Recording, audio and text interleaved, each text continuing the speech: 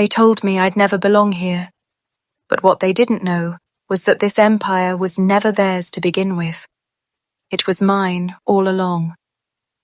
The Sterling Grand Hotel wasn't just another luxury property in Boston. It was a monument to power, money, and legacy. Crystal chandeliers glittered in the lobby, marble floors echoed under the weight of politicians, celebrities, and royalty. To the world, it was a temple of elegance. To me, it was a cage.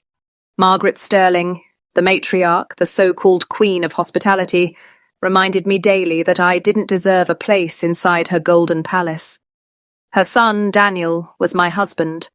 I had been married into the Sterling dynasty for less than a year, and yet, according to Margaret, I was already the family's greatest mistake.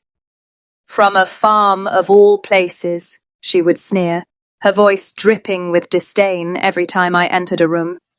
Probably doesn't even know the difference between Egyptian cotton and polyester blends.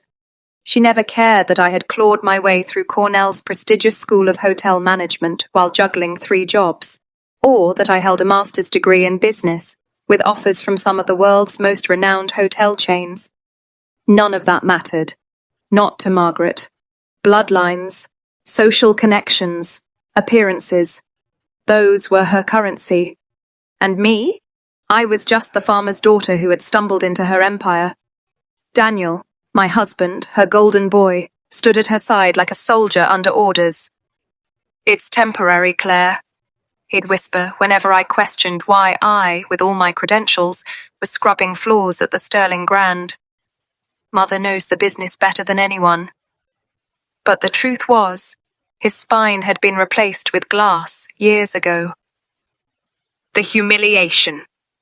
That morning, I was working in the presidential suite, folding linens so tightly my grandmother Rose would have been proud. She had always said, "Hospitality isn't about crystal chandeliers, Claire. It's about making someone feel like they've come home." Rose Montgomery had run our family's tiny country inn for 4 decades. Every bed was dressed with quilts she stitched herself. Every guest left with more than a receipt. They left with memories. I missed her fiercely. The suite doors opened suddenly. Margaret swept in, flanked by her entourage of executives and investors. Her heels clicked like gunshots across the marble floor. "The Sterling Grand represents elegance and pedigree," she announced with theatrical flair. "Our guests expect refinement, breeding, class." And then her eyes landed on me. "Oh," she said with a dagger smile. "This is my daughter-in-law, Claire. Why don't you show our guests how you fold the towels? The way you learned on the farm." Laughter rippled through the group. My face burned. With steady hands, I folded the towel into the Sterling Grand's signature lotus shape, the very design I had created during an internship at the Four Seasons. Margaret's lips curved. Adequate. A bit rustic in execution. I kept my head down. But inside, something sharp twisted awake. The family meeting. That evening, Margaret summoned us to her private office, the one perched on the top floor overlooking the city. Daniel sat at her right, his father quietly sipping scotch in the corner, his sister Veronica smirking at me from across the room. "I've decided Claire needs more basic training," Margaret announced. "Starting tomorrow, she'll be transferred to laundry. Sorting linens will teach her the difference between quality and mediocrity." Veronica laughed. Daniel stayed silent. "I have a master's degree in hospitality management," I said, my voice low but firm. Margaret's smile sharpened into ice. "Degrees are for people who can't inherit power." She turned away from me, already dismissing my existence. But before she could move on, the door creaked open. The revelation. An elderly man in an immaculate suit entered, carrying a leather briefcase that looked older than the hotel itself. "Harold!" Margaret snapped. "What are you doing here? The quarterly review isn't until next month." Harold Jenkins, the Sterling family's lawyer for decades, walked in calmly, as though he owned the room. "I'm not here for the review," he said. His gaze shifted to me. "I'm here regarding the estate of Rose Montgomery." My breath caught. "Grandma Rose? What estate?" Margaret waved her hand. "Some country inn has nothing to do with us." But Harold's smile was sharp. He opened his briefcase, pulling out a thick stack of documents. 30 years ago, Rose Montgomery purchased a significant number of Sterling Hotel shares through a holding company. With her passing last month, those shares now belong to her heir, Claire Montgomery. The room went dead silent. "That's impossible," Margaret whispered. "The only major shareholders are through shell companies." "Yes," Harold replied. "Your late father-in-law used shell companies when selling shares during expansions in the 90s. One of those investors was Rose Montgomery. And now, Claire inherits it all, including conditional clauses tied to the original ownership of the Sterling Grand itself." Margaret's face turned ashen.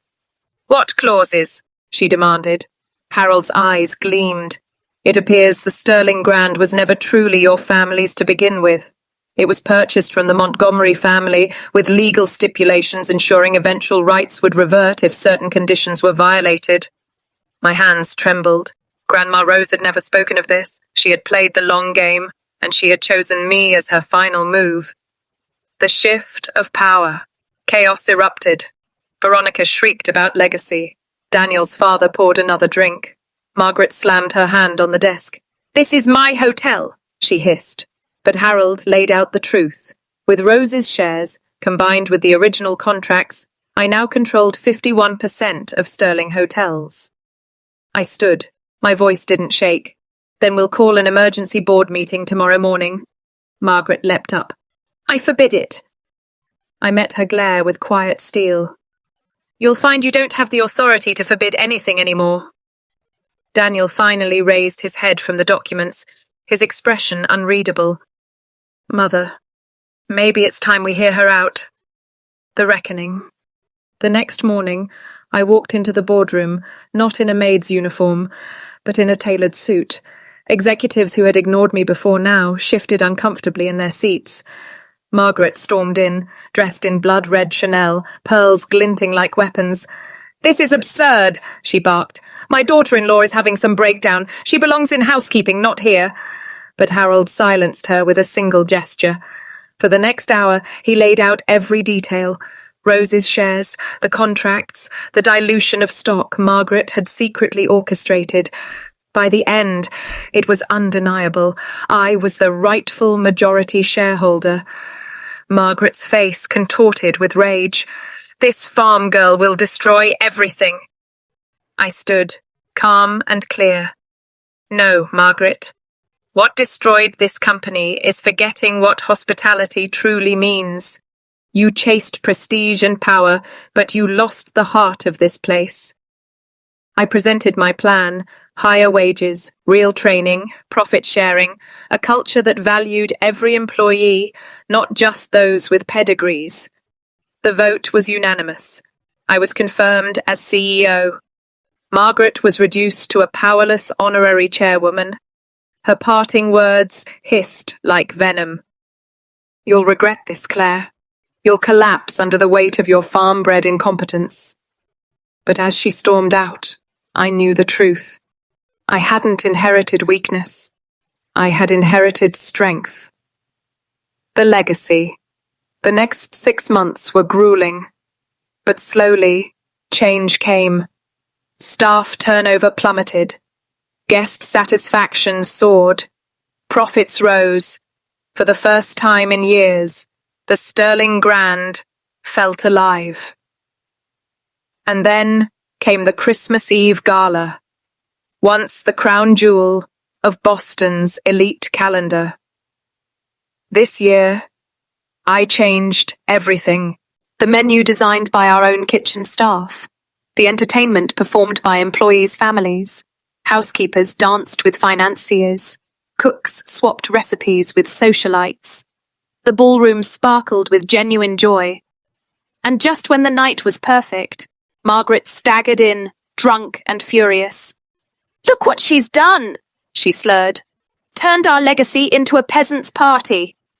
But Daniel stepped forward at last, his voice steady. No, mother. She's restored what you destroyed. This is what true hospitality looks like.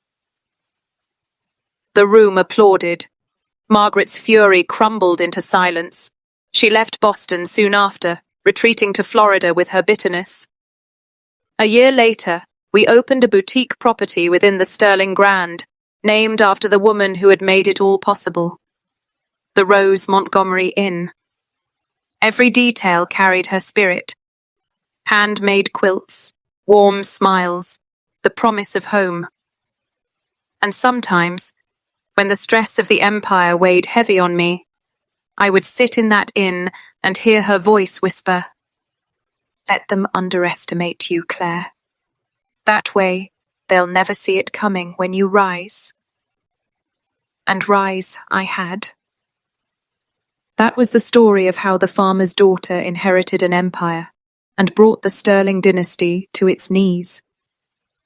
But tell me, what would you have done if you were Claire?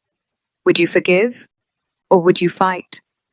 Don't forget to subscribe to Tales Between Time, where every story hides a twist you'll never see coming.